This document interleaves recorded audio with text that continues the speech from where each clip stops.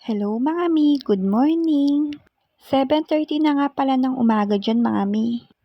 Papalitan ko nga ng diaper si baby kasi nga may pupo.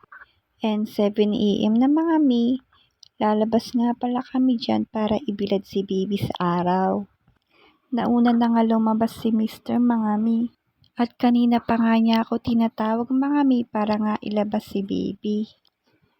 At sabi ko nga sa kanya, sandali na lang ito matatapos din kami.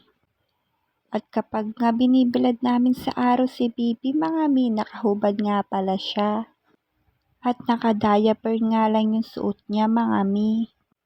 At ito nga si Ate Laika, kakagising lang. At gusto niya na nga makipaglaro sa kapatid niya.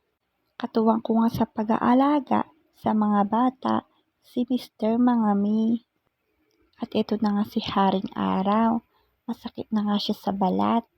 At kaya sabi ko kay Mr. 10 minutes na lang, papasok na kami. Nilapitan nga ni Ate Laika si Bunso. And sabi ko nga kay Ate Laika, wag niya muna lapitan si baby at baka mahawa sa kanya. Dahil nga inuubo pa nga siya.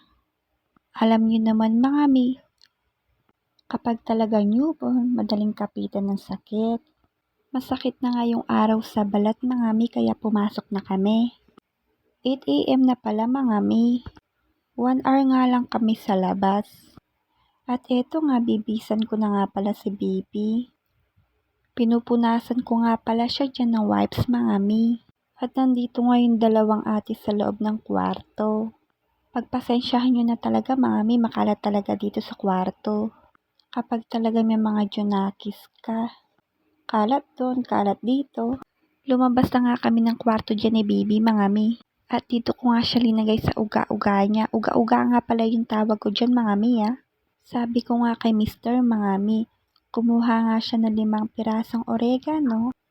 At ibababad ko nga yun sa mainit na tubig mga mi. Para nga lumambot at makuha ko yung katas.